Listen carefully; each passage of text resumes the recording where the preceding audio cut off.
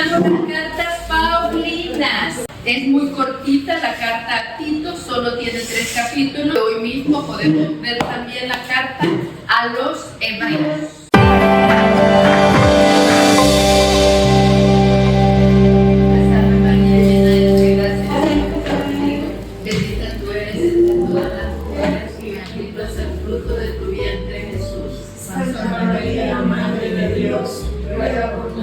Pecadores, ahora y en la hora de nuestra muerte. Amén. San Pablo, ruega por nosotros. San Gabriel, ruega por nosotros. Bienvenidos, bienvenidas, buenos días. Muy bien, hoy terminamos las cartas paulinas.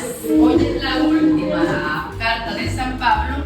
Es muy cortita la carta a Tito, solo tiene 3 capítulos, entonces creo que hoy mismo podemos ver también la carta a los hebreos. Y como siempre voy a empezar leyendo unas notas de nuestro librito, Lecciones Bíblicas, respecto de la carta a Tito. Tito, lo mismo que Timoteo, conoció a Cristo gracias a la predicación de Pablo. Para él tiene también el apóstol elogios muy dicientes como verdadero hijo en la fe común. Era de origen griego, nacido posiblemente en Antioquía de Siria. Acompañó a Pablo y Bernabé en Jerusalén. Es curioso que no aparezca el nombre de Tito en Hechos, al menos no aparece directamente. Sin embargo, consta que acompañó a San Pablo en algunas de sus viajes y se ganó la confianza del apóstol hasta el punto de que cuando surgían situaciones difíciles en las comunidades, Pablo les envía a Tito como mediador. Así ocurrió, por ejemplo, en Corinto y en Jerusalén y en la isla de Creta. Y esta es la carta que le envía cuando lo ha mandado, lo ha dejado en Creta. Según la historia, los cretenses eran, y ya van a estar ustedes más alerta a medida que vayamos leyendo el texto, tenían mala fama los cretenses. Incluso la palabra cretizo, que no sé yo si tiene que ver con cretino, venía de esta palabra de Creta, porque tenían fama de mentirosos, de traidores, de ambiciosos. Y en la carta lo vamos a ver, pues cómo San Pablo hace tanto énfasis a Tito de cómo deben de ser los presbíteros y supervisores que vaya nombrando para cada iglesia. Y primero empieza con el saludo, luego en la doctrina habla de la institución de los presbíteros, contra los falsos doctores, deberes propios de algunos fieles, deberes generales de los fieles y como siempre termina consejos y saludos. Y a este que vamos a ver contra los falsos doctores, y es que como eran ambiciosos, les gustaba el dinero, entonces también había muchas falsas doctrinas, obviamente para sacar dinero. Bueno, ahora voy a leer algunas de las explicaciones que aparecen en la Biblia. Esta carta a Tito parece que fue la primera en cuanto a la fecha de las cartas pastorales. Es el comienzo del año 58 y han transcurrido pocos meses desde el envío de la carta a los romanos. Pablo piensa que ya no hay más trabajo para él en la parte oriental del Imperio Romano y se prepara para ir a Roma y evangelizar desde allí la parte occidental del imperio, especialmente España. Hoy, que digo la fecha porque en el YouTube en cualquier día nos van a ver, hoy que es 25 de julio se celebra el apóstol Santiago, que sí logró llegar a evangelizar España. San Pablo ya no logró llegar. Y luego dice, los otros puntos importantes de la carta se refieren a las obligaciones de los cristianos según su situación en la sociedad, al respecto por sus obligaciones sociales y a la sumisión a las autoridades. Pablo retoma o desarrolla aquí lo que había expuesto en la segunda parte de la carta a los romanos. Pablo está ya pensando en su viaje a Roma. Una de las paradas será Nicópoli, en la costa occidental de Grecia, un sector que había evangelizado Pablo y donde se encontrará con Tito, que está en Creta. Así que esta carta la envía San Pablo a Creta, a su discípulo, amigo e hijo espiritual Tito. La vamos a leer casi toda porque es muy cortita, son 3 capítulos cortos y la verdad es que está llena de instrucciones que nos sirven a cada uno de nosotros. Para empezar, capítulo 1, versículo 1. Pablo, servidor de Dios, apóstol de Cristo Jesús, para comunicar a los elegidos de Dios la fe y el conocimiento de la verdad, que es parte de la religión. Esperamos la vida eterna que nos había prometido desde siempre el Dios que no miente jamás. Él habló con toda claridad en el tiempo fijado, y ese es el mensaje que me ha sido encargado por decisión de Dios, nuestro Salvador.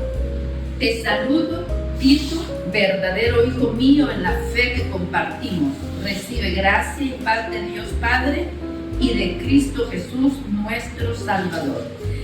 Termina con el saludo y ya empieza de una vez con las indicaciones para los presbíteros. ¿Qué dijimos el otro día? Que presbítero viene de una palabra griega que significa ancianos. Entonces, para que los nombraban en la iglesia, ¿verdad? Para dirigir. Te dejé en Creta para que solucionaran los problemas existentes y pusieras presbíteros en todas las ciudades de acuerdo con mis instrucciones. ¿Cuánta confianza le tiene que tener San Pablo a Tito, verdad? Para que lo deje resolviendo problemas, no problemas sencillos, problemas graves. Versículo 6. ¿Cómo deben de ser los presbíteros? Deben ser hombres intachables, casados una sola vez. Es preciso que sus hijos sean creyentes y que no puedan ser acusados de mala conducta o de ser rebeldes.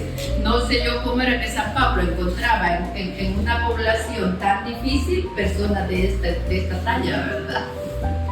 Luego, versículo 7. El supervisor u obispo, siendo el encargado de la casa de Dios, debe de ser irreprensible. No debe ser autoritario ni de mal genio, ni bebedor, ni peleador o que busque dinero, los defectos que se le atribuían a los cretenses, ¿verdad? Al contrario, que practique la hospitalidad, que sea amigo del bien, hombre del buen juicio, justo, piadoso, dueño de sí mismo, que se atenga a la doctrina segura y sea capaz de predicar la sana enseñanza y al mismo tiempo sepa rebatir a los que lo atacan. Ahora mismo será en su mente, ya pasaron varias personas con todas estas cualidades, incluso ahora, ¿verdad? Con tanta evangelización y formación y civilización, es difícil encontrar personas así. Voy a leer solo 3 notitas de las explicaciones. Casados una sola vez. No era necesario, por supuesto, que estuvieran casados, sino que como se consagraba a hombres de una cierta edad, comúnmente casados, la carta excluye aquí a los que se habían divorciado y se habían vuelto a casar varias veces mientras todavía eran paganos. Entonces, no debía ser divorciado. Debe ser irreprensible, no solo él, sino también su familia. Su actitud para presidir es esencial a su vocación y de hecho no podía ser aceptado por la comunidad si la gente de su derredor daba mal ejemplo. Además, ¿verdad? Su esposa, sus hijos, todos a su alrededor también tenían que ser irreprensibles. Ya se complica más la selección. Todavía, como si eso es poco, debe ser acogedor. La iglesia es más comunión que organización. Oigan qué bonito esto, ¿verdad? La iglesia es más comunión que organización. Todo el mundo debe de ser acogido y sentirse a gusto en casa de los responsables de la iglesia. lo que sería ahora en la iglesia, ¿verdad? Qué bueno sería que en todas las iglesias tuviéramos personas que recibieran, dieran la bienvenida y una buena acogida a los que llegan, ¿verdad? Es algo que a veces tienen ese defecto los grupos religiosos, que no son acogedores. ¿Quién de ustedes se considera acogedora? Uy, callaron los mariachis.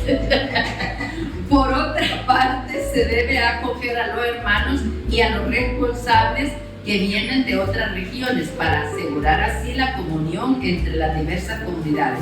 El equilibrio humano de este obispo es pues parte de su vocación. No puede ser bipolar. Tiene que tener gran equilibrio. Muy bien. Vamos entonces va a hablar de los falsos profetas. Vamos, Tito, capítulo 1, versículo 10. Porque hay muchos espíritus rebeldes, charlatanes y engañadores, sobre todo entre los de origen judío. Vean, está hablando a judíos y a gentiles conversos y dice sobre todo a los de origen judío. Hay que taparles la boca, pues enseñan en forma muy interesada cosas que no convienen y desconciertan a familias enteras. Quizá cuando vamos a hablar, ¿verdad? Y poner en peligro la fe del prójimo, mejor sería callar. Fue precisamente uno de su raza a quien ellos tienen por profeta que dijo: cretenses, siempre mentirosos, malas bestias y comilones perezosos. Cita aquí a un profeta cretense, ¿verdad? Epamínedes se llama, y que él describió así a los cretenses, y San Pablo aprovecha a hacer esta cita. Versículo 13, es la pura verdad, por eso repréndelos con firmeza, para mantenerlos en una fe sana, y que no hagan caso de las fábulas judías, ni sigan las prácticas de gente que da la espalda a la verdad. Todo es limpio para los limpios, pero para los manchados que se niegan a creer, nada es limpio. Hasta la mente y la conciencia la tienen corrompida. Pretenden conocer a Dios, pero lo niegan con su modo de actuar. Son seres rebeldes, vulgares y no sirven para ninguna obra buena. Qué duro está haciendo aquí San Pablo, ¿verdad? Pero es una carta privada, no dice a los cretenses, dice a Tito, y Tito ya conoce esta realidad. Entonces creo yo que Tito se siente sostenido por San Pablo, ¿verdad? Que sabe a qué misión lo ha enviado y por supuesto cuenta con sus oraciones y sus instrucciones. En las explicaciones voy a leer: es una advertencia contra la vuelta a la religión de prácticas y abstinencias inspiradas en la ley judía. Todo es limpio para los limpios. Lo hemos visto en todas las cartas, ¿verdad? Que es una lucha con la práctica a las creencias judías. Y qué bueno que nosotros tuviéramos una tentación así, ¿verdad? De volver a las devociones que hacíamos antes. No, la nuestra es volver al pecado que hacíamos antes. Cuando nosotros no queremos, dudamos o nos tambaleamos, nos da un bajón en la fe, nosotros no tenemos unas otras ritos antiguos a los que queramos volver. Nosotros queremos volver a nuestro pecado o a darle gusto pues a las tentaciones de las que hemos salido. Vamos entonces al capítulo 2, deberes propios de los fieles. Expon lo que corresponde a la sana doctrina. Los ancianos han de ser sobrios, responsables, juiciosos, maduros en su fe, caridad y perseverancia. Que las ancianas igualmente se porten como corresponde a santas mujeres, que no sean chismosas ni aficionadas al vino, sino más bien personas de buen consejo. Así enseñarán a las jóvenes a amar a su marido y a querer a sus hijos, a ser juiciosas y castas, a cuidar bien de su hogar, a ser buenas y obedientes a sus maridos. De este modo nadie podrá hablar mal de nuestra fe. Es lo que todavía tenemos esta conciencia, ¿verdad? ¿Qué testimonio damos? El testimonio que nosotros damos hace ver mejor a la iglesia, hace ver mejor a nuestra parroquia, a nuestro ministerio. Versículo 6. Invita también a los jóvenes a que sean responsables en todo. Tú mismo serás un ejemplo para ellos cuando vean tu conducta, tu enseñanza desinteresada, tu honradez, tu predicación sana e intachable. Con esto los de fuera no encontrarán cosa alguna que criticar y más bien se sentirán avergonzados. Los siervos que se sometan a sus amos en forma habitual, que traten de complacerlos y no los contradigan, que no roben a sus patrones, sino que se muestren dignos de toda confianza. Así atraerán elogios sobre la sana doctrina de Dios, nuestro Salvador. Porque la generosidad del Dios Salvador acaba de manifestarse a todos los hombres. Nos enseña a rechazar la vida sin Dios y las codicias mundanas y a vivir en un mundo presente como seres responsables, justos y que sirven a Dios. No está nada pasado de moda este consejo, ¿verdad? Es muy vigente, muy de actualidad y muy necesario. Versículo 13. Ahora nos queda aguardar la feliz esperanza, la manifestación gloriosa de nuestro gran Dios y Salvador Cristo Jesús, que se entregó por nosotros para rescatarnos de todo pecado y purificar a un pueblo que fuese suyo, dedicado a toda obra buena. Tú enseña estas cosas, aconsejando y reprendiendo con toda autoridad. No dejes que nadie te menosprecie, porque claro, tenía que ir reprendiendo a todos, corrigiendo a todos y nombrando ancianos, el que era mucho más joven. Entonces por eso San Pablo, al igual que hacía con Timoteo, ¿verdad? No dejes que te menosprecien, porque tienes suficiente autoridad que le da su conocimiento y su adhesión a la fe. Entonces es importante tener en cuenta eso. Vamos al capítulo 3. Recuerda a los creyentes que se sometan a los jefes y a las autoridades. Estos son deberes generales. Y estén listos para toda tarea provechosa, que no insulten a nadie, que sean pacíficos y comprensivos y que traten a todos con cortesía. Vean que este consejo final, ¿verdad? Somos capaces nosotros de tratar siempre con cortesía absolutamente a todo el mundo, ¿verdad? Entonces, una cosita tan sencilla y nos cuesta todavía. Que no insulten a nadie, que sean pacíficos, comprensivos y traten con cortesía a todos. Versículo 3. Pues también nosotros fuimos de esos que no piensan y viven sin disciplina. Andábamos descarriados, esclavos de nuestros deseos, buscando siempre el placer. Vivíamos en la malicia y la envidia, éramos insoportables y nos odiábamos los unos a otros. Esta era la realidad. Imagínense en qué realidad iban ellos con una propuesta totalmente opuesta. Ámense los unos a los otros. Cuando en la realidad lo que pasaba era que se odiaban los unos a los otros, se insultaban, se engañaban, se abusaban económicamente los unos a los otros. Versículo 4. Pero se manifestó la bondad de Dios nuestro Salvador y su amor a los hombres, pues no fue asunto de las obras buenas que hubiéramos hecho, sino de la misericordia que nos tuvo.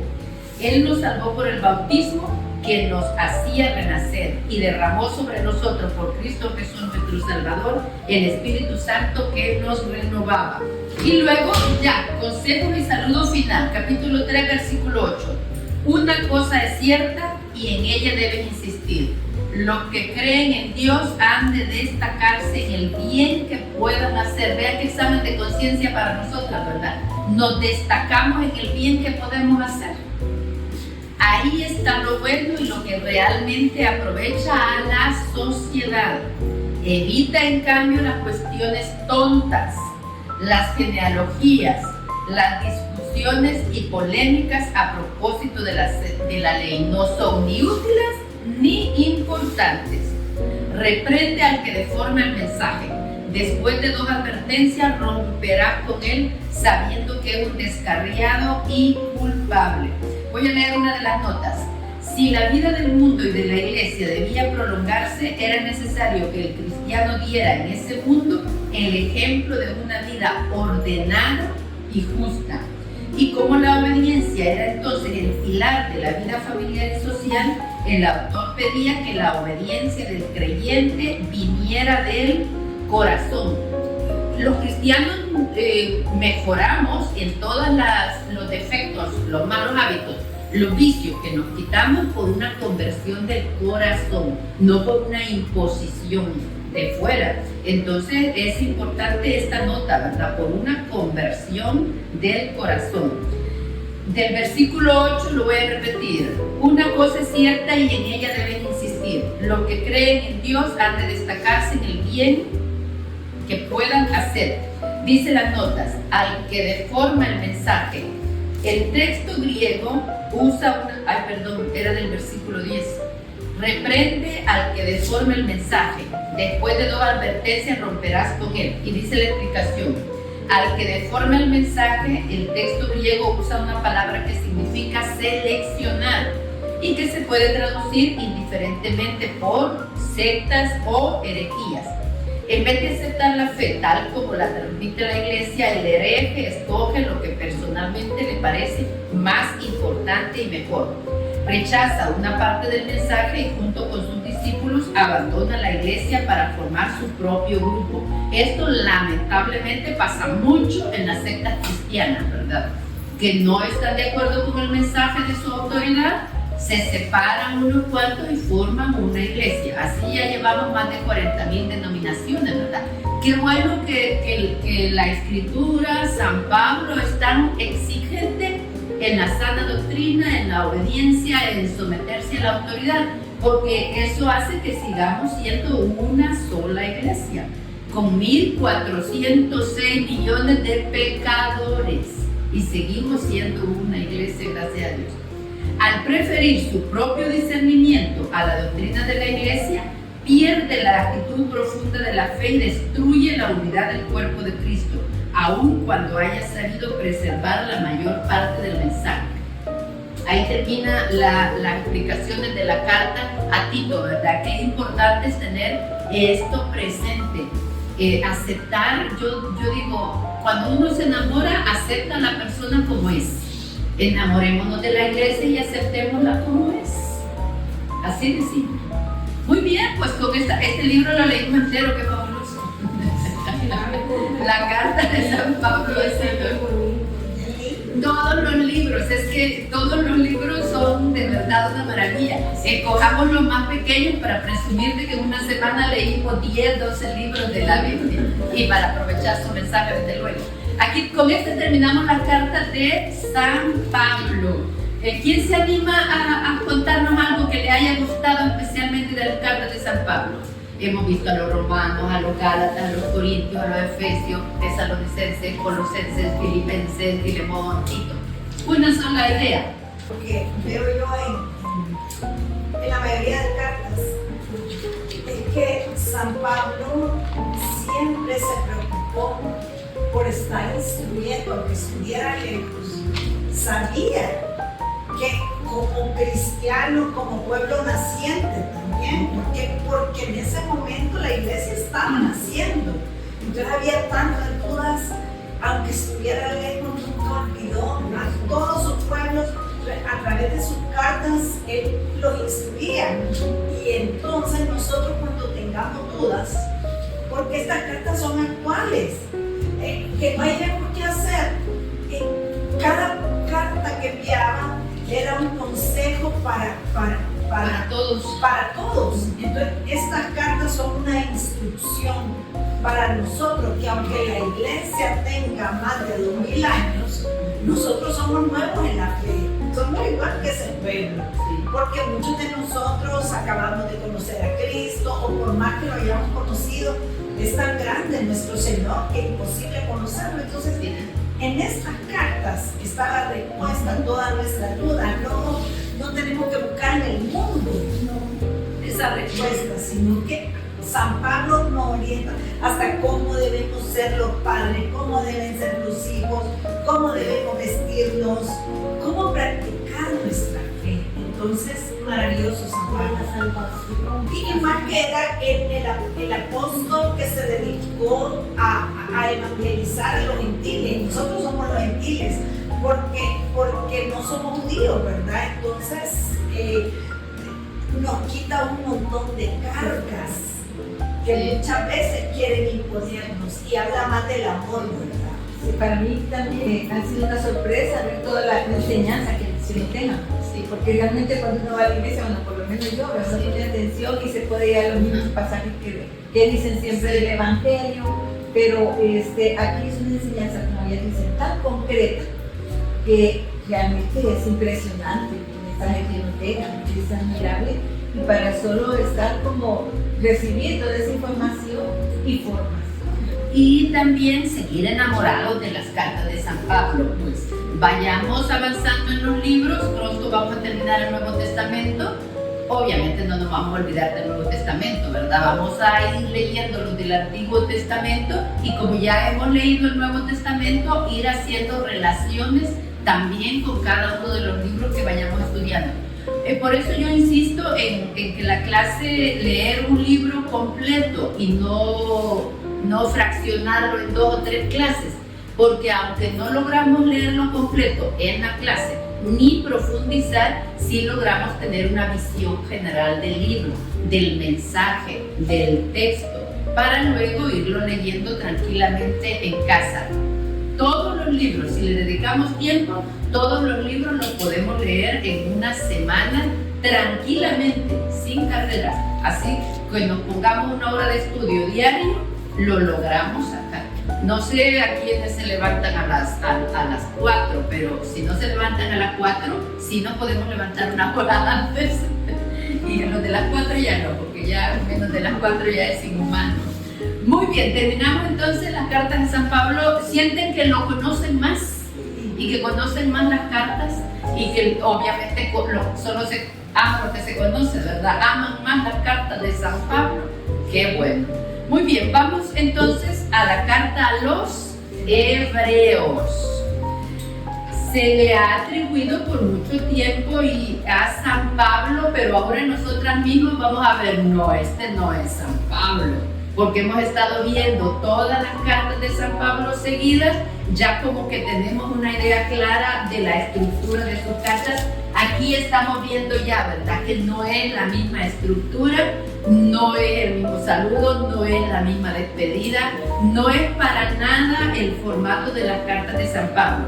Está incluido en las cartas, también se le llama carta, pero está más diseñado como un buen sermón, como una homilía, como un desarrollo de verdad hermoso. Si se enamoraron de las cartas de San Pablo, esta es la cerecita en el cóctel, ¿verdad? Es muy hermosa esta carta y desarrolla la supremacía de Jesús, la superioridad por encima de los profetas, por encima de los ángeles, por encima de Moisés.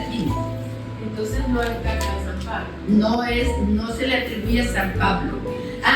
Voy a leer las explicaciones de nuestro libro, aquí hay algo que me gustó mucho. Voy a empezar por la nota. Para Von Harnack y Ruth Hopping, la autora de esta carta sería Priscila.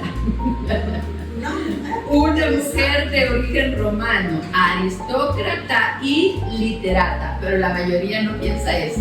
Me gustó esta nota porque soy mujer, ya quisiera yo que lo hubiera escrito Priscila. Pero la mayoría piensa que la tuvo que haber escrito alguien muy, muy cercano a San Pablo, muy conocedor del Antiguo Testamento. Ya vamos a ver que maneja muy bien el Antiguo Testamento y es de las cartas con mejor griego, con un griego muy culto, un buen lenguaje griego. Entonces la mayoría se le atribuye a Apolo. ¿Lo recuerdan que andaba con San Pablo? Apolo. Muy bien. Voy a leer las explicaciones. ¿Quién es el autor de esta carta? Desde antiguo se viene tratando de dilucidar sobre su paternidad. Tradicionalmente se ha atribuido a San Pablo. Hoy los exégetas consideran que no es él el autor, sino más bien alguno de sus discípulos o compañeros de predicación, como podría ser Bernabé, Silas, Apolo o Clemente Romano. Sea quien sea, el mensaje doctrinal está dentro de la línea del pensamiento paulino y fue esta sin duda la causa para que a él se le atribuyese. En el contenido doctrinal, en su aspecto dogmático, el punto fundamental de esta carta es presentar a Cristo como sacerdote sumo y eterno, y a la vez como redentor, tema que su autor lo trata de una manera incomparable. No hay ningún otro libro que tenga un desarrollo tan exhaustivo de Jesucristo como sacerdote. Para ello se sirve especialmente de variados y ajustados textos del Antiguo Testamento. Habla también la carta del culto cristiano como muy superior al judío, con el fin de convencer a judíos cristianos que añoraban lo que en otro tiempo habían practicado. En su aspecto moral aparecen hermosas advertencias sobre el peligro de la negligencia, la incredulidad, la inmadurez y la apostasía. Son 13 capítulos que se pueden distribuir, lo tenemos en la pizarra. Superioridad de Cristo, por encima de los profetas, por encima de los ángeles, por encima de Moisés, de Josué, de Aarón y por encima del sacerdocio levítico. Jesús no es un sacerdocio levítico. Y termina con la superioridad de la fe. Eso es lo que vamos a encontrar en esta carta. Voy a leer pocas de las explicaciones. En tiempo de los apóstoles se calificaba de hebreos a los judíos que vivían en Palestina, a diferencia de esa mayoría de su pueblo que había emigrado a diversos países por todo el Imperio Romano. Esta carta está dirigida a las comunidades cristianas de Palestina que se habían formado con judíos de raza después de Pentecostés. Vean, a los hebreos. ¿Quiénes son los hebreos? Pues todos los descendientes de Abraham. Entonces ya en distintas fases de la historia, ¿verdad? Ya se les llamaba hebreos desde el principio por el significado de la palabra o por un ancestro, o por un ancestro de Abraham.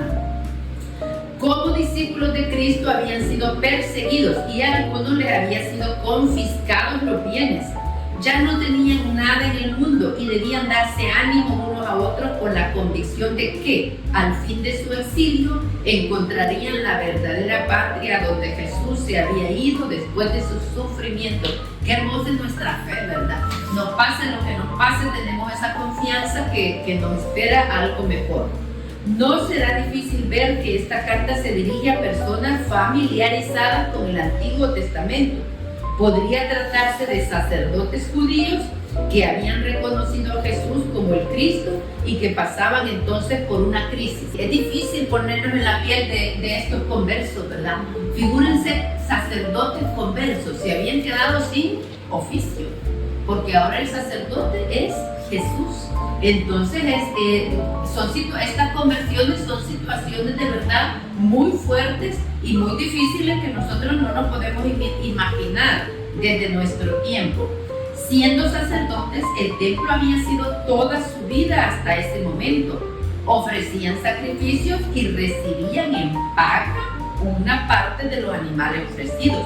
Pero ahora no solamente habían sido excluidos y expulsados del templo por los judíos, sino que de cualquier modo Cristo los había reemplazado. O sea, aceptan una fe, que te deja sin nada. Creer en Cristo significaba reconocerlo como el nuevo templo, del que el edificio sagrado de Jerusalén no era más que una figura.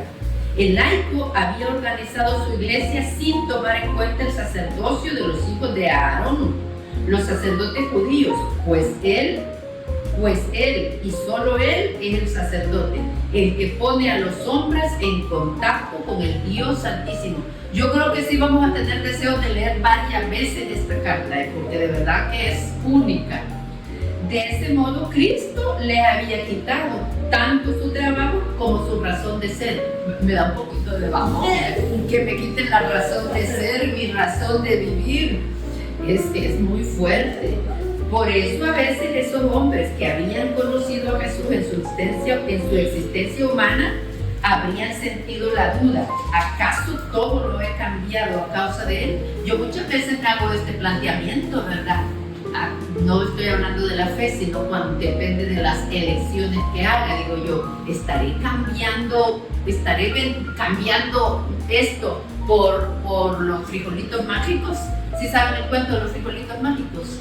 ¿Estaré cambiando esto por frijolitos mágicos? Imagínense en esa época, cambiando todo su ser y creer.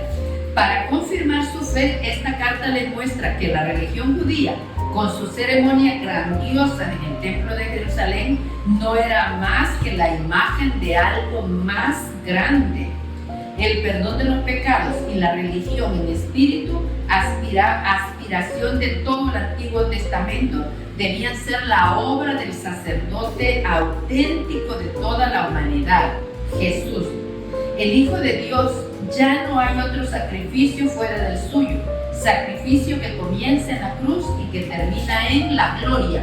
Muy bien, vamos entonces, carta a los Hebreos, capítulo 1, versículo 1. Como verán, no hay saludo ni identificación de Pablo ni de los hebreos.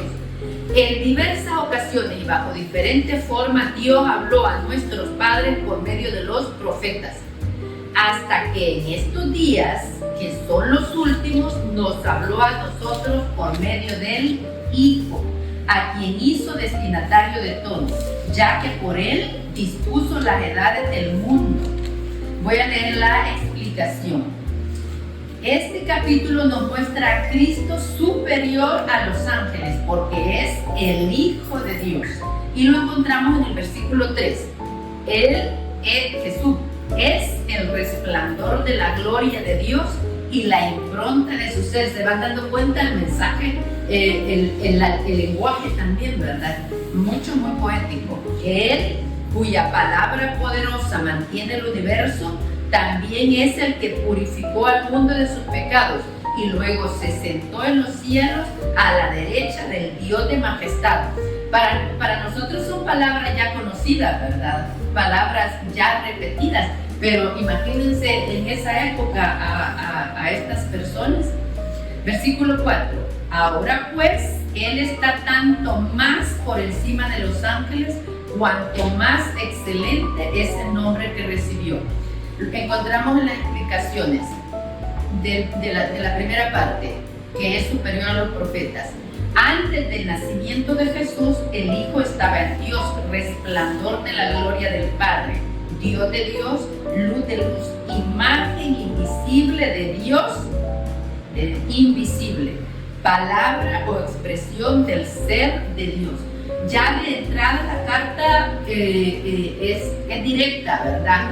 Está por encima de los profetas, está por encima de los ángeles. Esta comparación de Jesús con los ángeles puede tal vez sorprendernos, pero para los creyentes de ese tiempo bastaba con contemplar una naturaleza para sentir, además de la armonía y del esplendor de la creación, la presencia activa de seres cósmicos que se llamaban ángeles, que repartían riquezas divinas. Y esta relación con lo cósmico, ¿verdad? También Dios lo permitió, porque cuando Moisés en el Sinaí se oyen truenos, relámpagos, trompetas, entonces era lo conocido para ellos.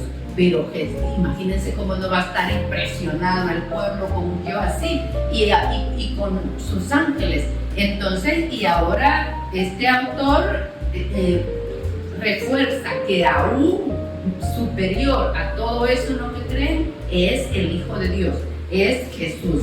Versículo 5. En efecto, ¿a qué ángel le dijo Dios jamás: tú eres mi hijo, yo te he dado la vida hoy?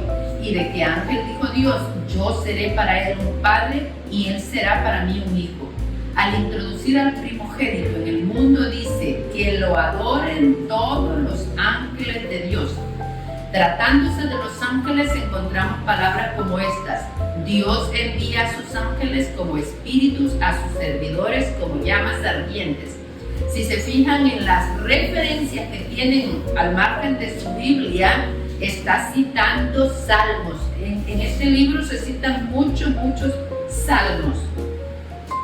Se fijaban mucho en los seres celestes y era necesario reafirmar que Jesús no es un ángel, sino que ha sido uno de nosotros, los supera a todos ellos. Tú, Señor, pongamos atención en la manera de discutir. Desde el comienzo de la iglesia, los apóstoles atribuyen a Cristo todos los textos de la Biblia en que se dice Señor. Y tenemos luego al final del capítulo 1, son todos ellos espíritus de servicio y reciben una misión para bien de los que recibirán la salvación. Nosotros conocemos los 9 coros celestiales, algunos sí, ¿verdad? Ángeles, arcángeles, tronos, dominaciones, potestades, virtudes, principados, querubines y serafines. Todos estos niveles, por decirlo de alguna forma, jerarquías. Todas estas jerarquías, cada una tiene una misión distinta. La de los ángeles, que son las que más se mencionan, pues es ser mensajeros entre Dios y los hombres. Los querubines y los serafines, que son los que están más cerca de Dios, pues la alabanza y la adoración. Pero es un tema muy bonito de desarrollar. Búsquenlo en YouTube, los 9 coros celestiales, para que disfruten de este tema, que de verdad vale la pena. Muy bien, vamos al capítulo 2, versículo 5. En efecto, Dios no sometió a ángeles el mundo nuevo del cual estamos hablando. Alguien dijo en algún lugar: ¿qué es el hombre para que te acuerdes de él? El hijo del hombre para que lo tomes en cuenta. Por un momento lo hiciste más bajo que los ángeles y luego lo coronaste de gloria y honor. Todo lo pusiste bajo sus pies. Como ven, me gusta porque este autor va haciendo la cita del Antiguo Testamento y luego la va explicando. Ahora dice, como ven, todo le ha sido sometido y no se hace ninguna excepción. En verdad que por el momento no se ve que todo le esté sometido, pero el texto dice, por un momento lo hiciste más bajo que los ángeles. Esto se refiere a Jesús, que como precio de su muerte dolorosa ha sido luego coronado de gloria y honor. Por la gracia de Dios experimentó la muerte por todos. Dios, del que viene todo y que actúa en todo, quería introducir en la gloria a un gran número de hijos. La misión de Dios es que todos nos salvemos, y esa es la lucha y por la cual entrega a su único hijo, ¿verdad? Por nuestra salvación. Y hay muchas explicaciones. Voy a leer algunas. Un mundo nuevo. En realidad el texto dice el mundo por venir, pero no se trata del porvenir o del fin del mundo, sino que es el tiempo que esperaban los profetas y que había comenzado con la resurrección de Cristo. El creyente que vive según el Espíritu experimenta constantemente realidades que no son de esta tierra, aunque al comienzo no haya sido consciente de ello. Creo que nosotros hemos vivido esto, ¿verdad? Que gracias a la fe vemos claramente la acción del Espíritu en nuestra vida. Vemos la acción de Dios en nuestra vida. No hay otro camino fuera del camino de la cruz para liberar a los hombres. Por eso, los que quieran liberar a sus hermanos tienen que ser probados. No hay tampoco otro camino para madurar, sea que se trate de personas o de pueblos. El camino es la cruz. En la cruz es donde debemos descubrir el amor del Padre por su Hijo, pues no lo condenó a sufrir en medio de los hombres, sino que lo llamó a ser, por el sufrimiento, el Salvador y el modelo de todos los hombres. Experimentó esta misma condición. Dios se sirve de la solidaridad humana para salvarnos. Cristo nos salva compartiendo la carne y la sangre y el destino de los hombres. De igual modo somos salvados cuando aceptamos esta dependencia y solidaridad. Trabajar codo a codo con los demás, sufrir y regocijarnos con ellos es la condición para salvarnos. Vean qué claras son, qué lucidez nos dan. Bueno, cuánta luz nos dan las explicaciones, ¿verdad? Esa es la condición para salvarnos. Trabajar codo a codo con los demás, sufrir y regocijarnos con ellos es la condición para salvarnos. Vamos al capítulo 3. Capítulo 3, versículo 1. Cristo vino como un nuevo Moisés. Versículo 1. Hermanos santos que gozan de una vocación sobrenatural, fíjense en Jesús, el apóstol y sumo sacerdote de nuestra fe. Él merece la confianza de Dios que le dio este cargo, lo mismo que la mereció Moisés en la casa de Dios. En realidad Jesús aventaja en mucho a Moisés. Para nosotros es súper fácil comprender esto, pero imagínense en esa época que para ellos Moisés era lo máximo. Pues no hay comparación entre una casa y el que la construye. Es hermoso esto, ¿verdad? ¿Qué ejemplo tan obvio? Sabemos nosotros diferenciar el constructor de la casa.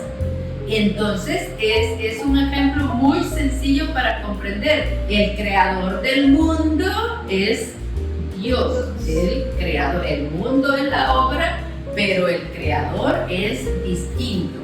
Qué bueno que lo comprendamos fácilmente.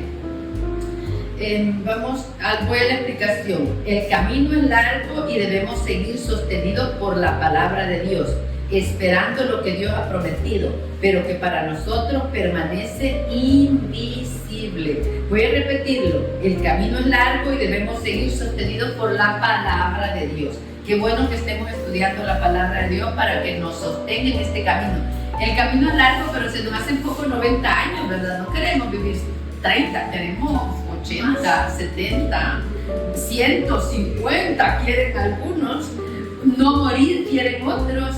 Entonces, que sigan estudiando la palabra de Dios para que Dios nos sostenga.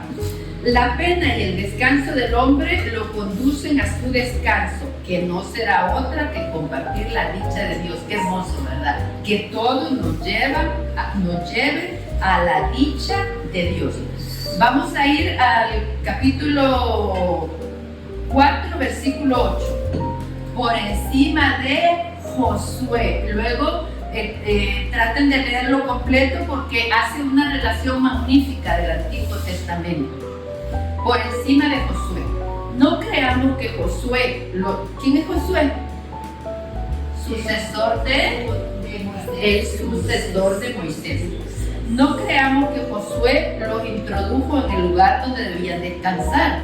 De ser así, Dios no habría indicado posteriormente otro día. Un día sabático. Otra Biblia dice un descanso sabático. Otra Biblia dice un descanso sagrado. Un descanso, estoy en el capítulo 4, versículo 9. Un descanso sabático, pues espera todavía al pueblo de Dios. Y el que entre en ese descanso descansará de todos sus trabajos como lo hizo Dios. Ya está hablando de entrar en la gloria de Dios. Esforcémonos pues para entrar en su descanso y que nadie merezca por su falta de fe el castigo de que hablamos. En efecto, la palabra de Dios es viva y eficaz, más penetrante que espada de doble filo, y penetra hasta donde se dividen el alma y el espíritu, las articulaciones y los tuétanos, haciendo un discernimiento de los deseos y los pensamientos más íntimos. Si se les hace otra persona distinta de San Pablo, ¿verdad que lo vamos viendo? No somos grandes estudiosos ni mucho menos exégetas, pero podemos, ¿verdad?, apreciar la diferencia. El versículo 14. Cristo es nuestro sumo sacerdote. Tenemos pues un sumo sacerdote excepcional que ha entrado en el mismo cielo, Jesús, el Hijo de Dios. Esto es suficiente para que nos mantengamos firmes en la fe que profesamos. Nuestro sumo sacerdote no se quede indiferente ante nuestras debilidades, pues ha sido probado en todo igual que nosotros, a excepción del pecado. Muy bien. Luego vamos, capítulo 5, versículo 4. Muy superior, la superioridad de Jesús sobre Aarón. ¿Quién es Aarón? Hermano de Moisés y primer sumo sacerdote de la tribu de Leví. ¿Cuántos saben del Antiguo Testamento? De la tribu de Leví. Entonces, bueno, no adelanto, ahora vamos a ir viendo. Jesucristo superior a Aarón. Para nosotros es obvio, pero en aquella época no. Capítulo 4, versículo 4. Nadie se apropia de esta dignidad, sino que debe ser llamado por Dios, como lo fue a Aarón. Y tampoco Cristo se atribuyó la dignidad de sumo sacerdote, sino que se le otorgó aquel que dice: tú eres mi hijo, yo te he engendrado hoy. Y en otro lugar dice: tú eres sacerdote para siempre, a semejanza de Melquisedec. No es un sacerdote según el rito de Aarón o de la descendencia de la tribu de Leví, porque solo la descendencia de la tribu de Leví podía ser sacerdotes. Y Jesús no es de la tribu de Leví, es de la tribu de Judá. Entonces es sacerdote según el rito de Melquisedec. Continuamos entonces, capítulo 5, versículo 7.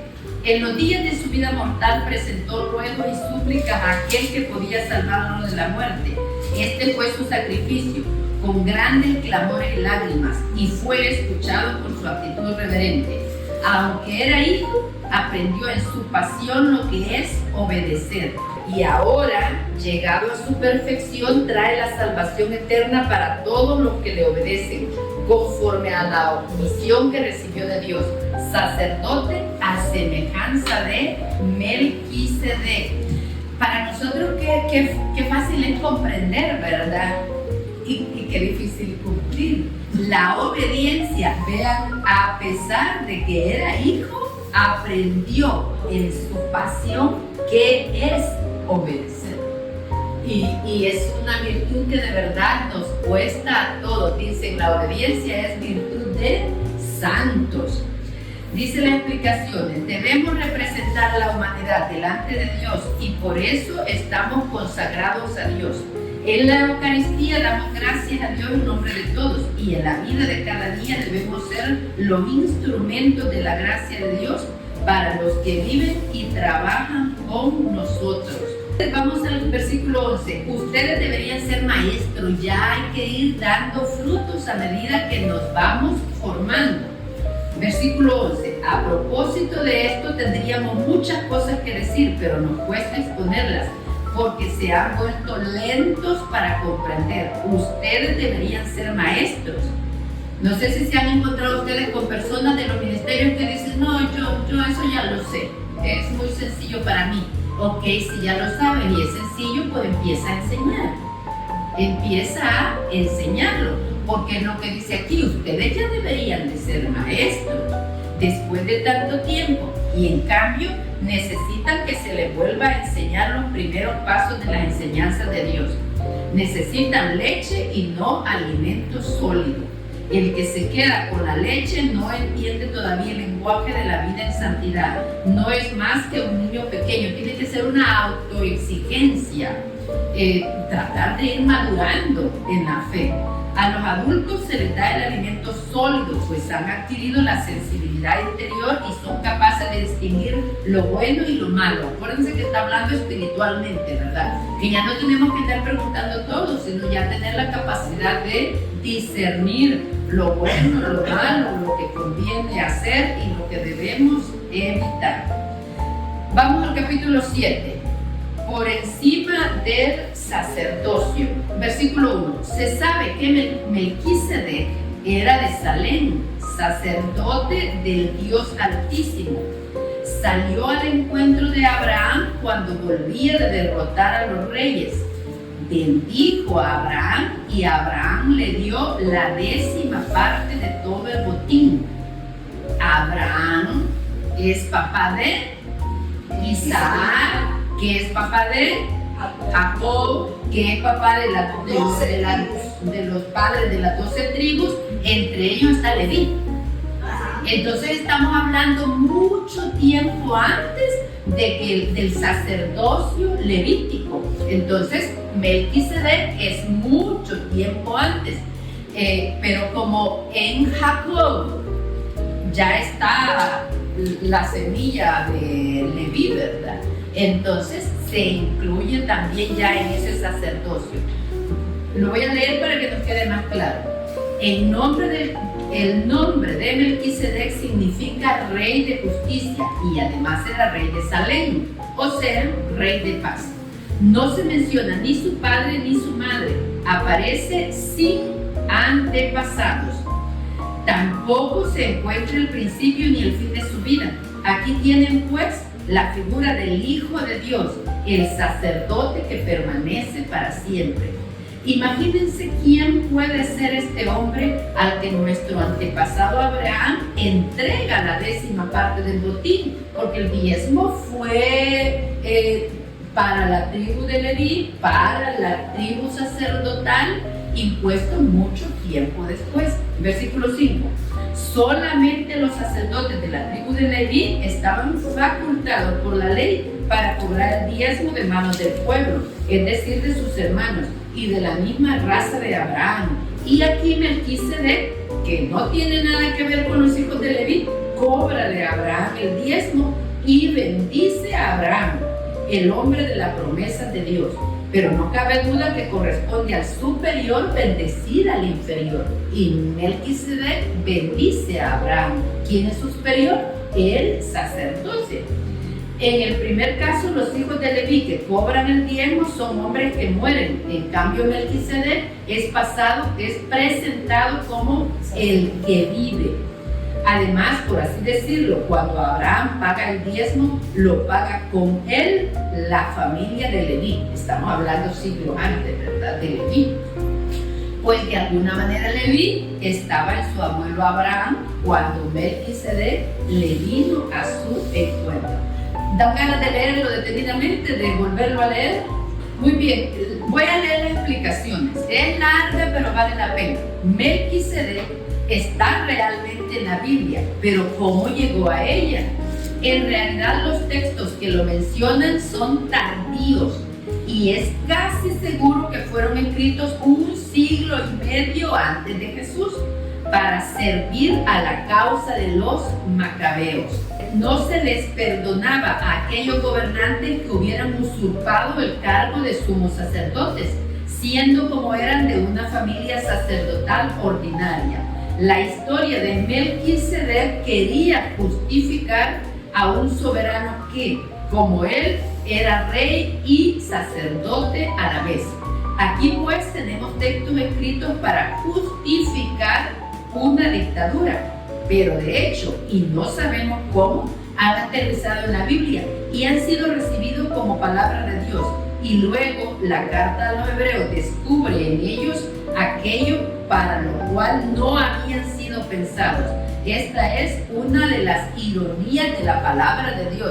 Estoy leyendo literalmente las explicaciones, porque nos hacemos esa pregunta, ¿verdad? ¿Y de dónde, cuál es el vínculo? Pues no nos tenemos que romper la cabeza. Gracias a Dios tenemos las explicaciones y nos lo aclara, ¿verdad? Está y la carta a los hebreos es la que más lo refuerza. Entonces tenemos que tener claro eso, ¿verdad? Refuerza la figura de Jesucristo como sacerdote y rey, que sí lo es, aunque haya sido introducido en su época lo vimos cuando vimos la introducción, el curso de introducción a la Biblia, vimos eso, ¿verdad? Cómo hay personajes que están inspirados por el Espíritu Santo, sin lugar a dudas, pero que se escriben como una historia ubicada en una época y un pueblo, pero no es histórico, sino que es una narración histórica. Le ubica una época, le ubica un pueblo, pero es una historia creada para fundamentar una enseñanza. Entonces por ahí puede ir también en la creación de Melquisedec. No cabe duda que a estas alturas nos fascina Melquisedec. Está muy bien puesto ahí como figura de Cristo. Muy bien, vamos al capítulo 9, versículo 1. El templo de Jerusalén. La primera alianza tenía una liturgia y un santuario como los hay en este mundo. Un primer recinto fue destinado para el candelabro y la mesa de los panes ofrecidos. Esta parte se llama el lugar santo. A continuación, detrás de la segunda cortina hay otro recinto llamado el lugar santísimo, donde está el altar de oro de los perfumes y el arca de la alianza enteramente cubierta de oro. El arca contenía un vaso de oro con el maná, la vara de Aarón que había florecido y las tablas de la ley. ¿Ya sabían que eso contenía el arca? Pero ¿cuántos saben? Y yo quería leerlos solo para recordárselos. Un vaso de oro con maná, la vara de Aarón y las tablas de la ley. Hace mucho que sé esto yo, porque desde que estoy estudiando la Biblia, pero antes yo creía que solo estaban las tablas de la ley. No sabía yo antes que también estaba la vara de Moisés y el maná. Eso solo quería reforzar esto. Al capítulo 10 nos desarrolla la superioridad de la fe. La religión de la ley contiene una sombra de los bienes por venir, pero no la verdadera figura de las cosas. Por eso no puede llevar a la perfección mediante los sacrificios a los que vuelven a ofrecerlos año tras año. Está hablando de los sacerdotes, ¿verdad? De otro modo quedarían puros de una vez gracias a su culto. Ya no sentirían culpables de ningún pecado y dejarían de ofrecer sus sacrificios. Llevémoslo a nuestra vida personal, ¿verdad? ¿Por qué constantemente tenemos que estar haciendo sacrificios, confesándonos? Porque hacemos nuevas faltas, nuevos pecados. Quizá vamos quitando los pecados más graves, pero nos van quedando, todavía nos van quedando pecados menos graves, ¿verdad? Más leves. Entonces, como humanos, tenemos que estar ofreciendo sacrificios absolutamente todos los días por nuestras faltas y por nuestros pecados. Versículo 5. Por eso, al entrar Cristo en el mundo, dice: tú no quisiste sacrificios ni ofrendas, sino que me formaste un cuerpo. No te agradaron los holocaustos ni los sacrificios por el pecado. Entonces dije: aquí estoy, oh Dios, como en un capítulo del libro está escrito de mí, para hacer tu voluntad. Comienza a decir: no quisiste sacrificios ni ofrendas, ni te agradaron holocaustos o sacrificios por el pecado.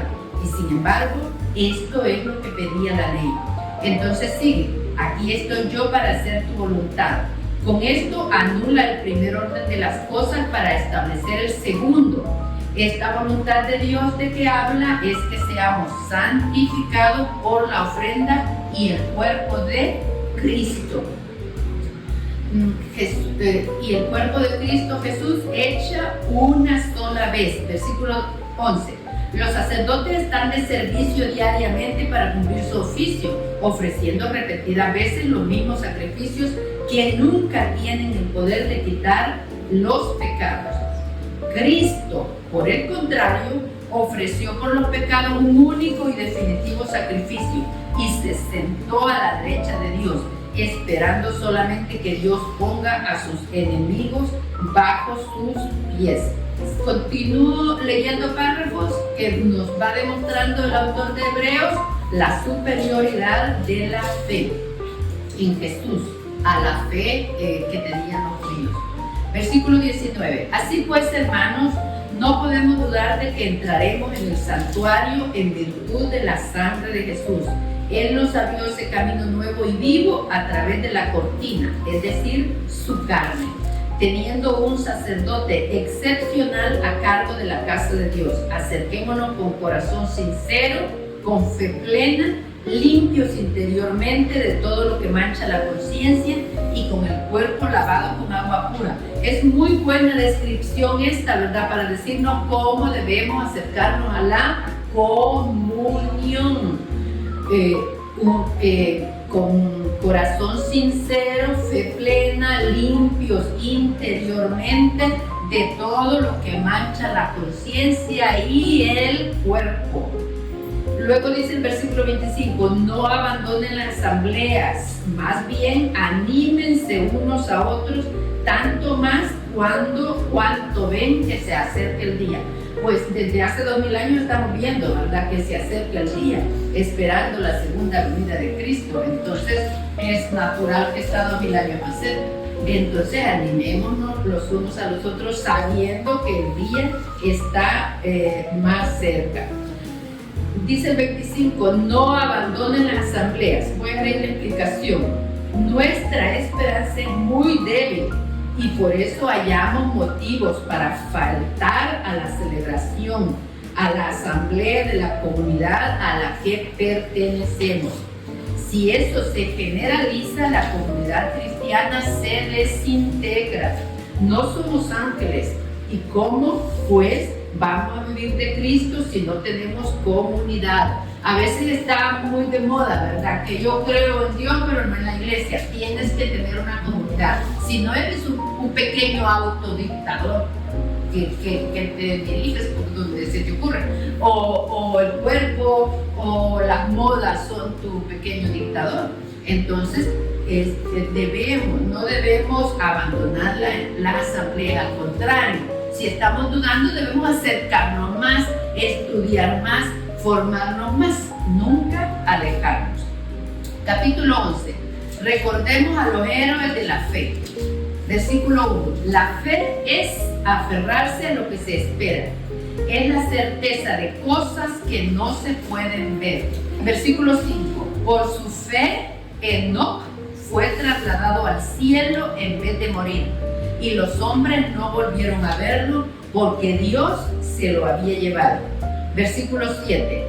Por la fe, Noé escuchó el anuncio de acontecimientos que no se podían anticipar y construyó el arca en que iba a salvarse con su familia.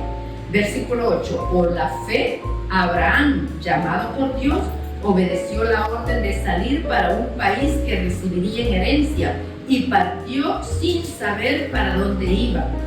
Versículo 11. Por la fe pudo tener un hijo a pesar de su avanzada edad y de que Sara era también estéril. Versículo 17. Por la fe Abraham fue a sacrificar a Isaac cuando Dios quiso ponerlo a prueba. Versículo 20. Por la fe también Isaac dio a Jacob y a Esaú las bendiciones que decidían el porvenir. Por 21. Por la fe Jacob, moribundo, dio bendiciones diferentes a los hijos de José.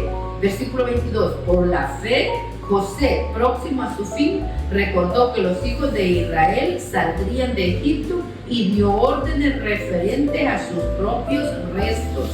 Versículo 23. Por la fe, los padres del recién nacido Moisés lo escondieron durante 3 meses, pues vieron que el niño era muy hermoso y no temieron el decreto del rey. Versículo 24. Por la fe, Moisés, ya crecido, se negó a ser llamado hijo de una hija del faraón.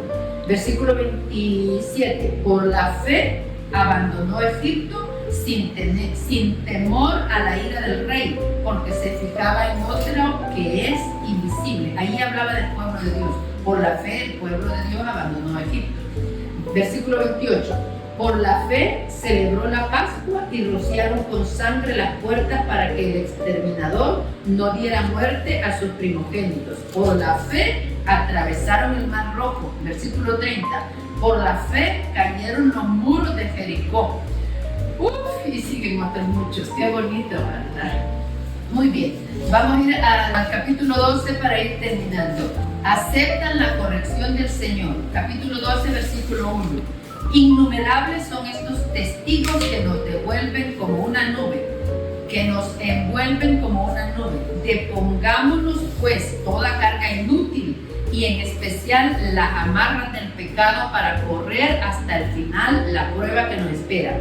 Fijo los ojos en Jesús, que organiza esta carrera de la fe y la premia al final. Voy al versículo 7. Ustedes sufren, pero es para su bien, y Dios nos trata como a hijos. ¿A qué hijo no lo corrige el Padre? No se olvide, el autor de los Hebreos no se olvida, ¿verdad?, que están sufriendo. Él mira, versículo 10, nuestros padres nos corregían sin ver más allá de la vida presente, tan corta, mientras que Él mira a lo que nos ayudará a participar de su propia santidad. Todo lo que permite Dios es para que podamos compartir su propia santidad. Versículo 14, progresen en la santidad, procuren estar en paz con todos y progresen en la santidad, pues sin ella nadie verá al Señor. Cuídense, no sea que alguno de ustedes pierda la gracia de Dios y alguna raíz amarga produzca brotes perjudicando a muchos. Versículo 16, que no haya ningún inmoral, impío como Esaú, que por un guiso entregó sus derechos sagrados de hijo mayor, o sea, por frijolitos mágicos. Versículo 18, recuerden su iniciación. Versículo 22, ustedes en cambio se han acercado al monte de Sión, a la ciudad del Dios vivo, a la Jerusalén celestial, con sus innumerables ángeles.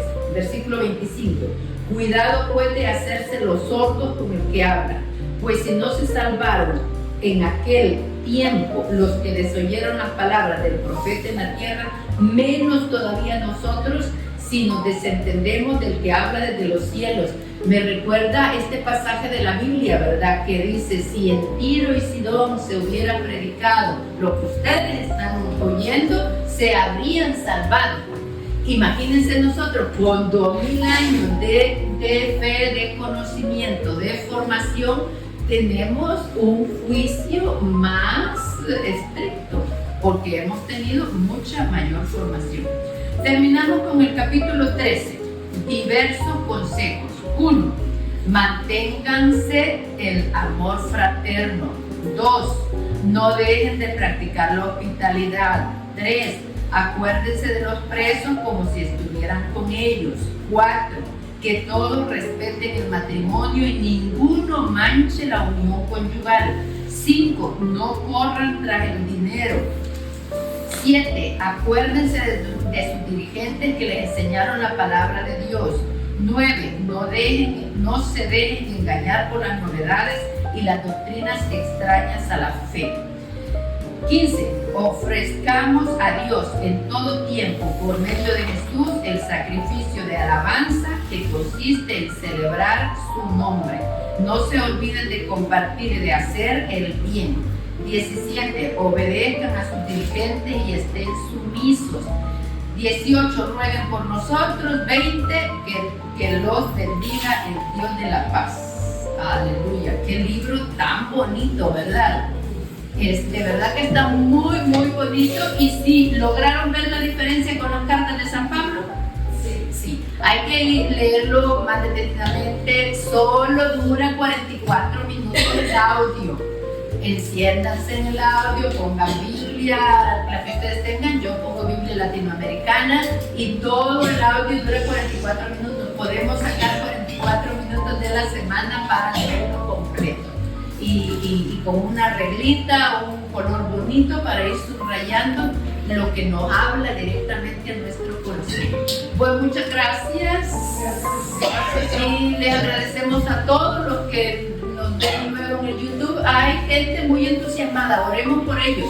Y para que haya más alumnos, estamos trabajando bien, ¿verdad? Que el Señor nos siga acompañando. Dios te salve María, llena eres de gracia, el Señor es contigo.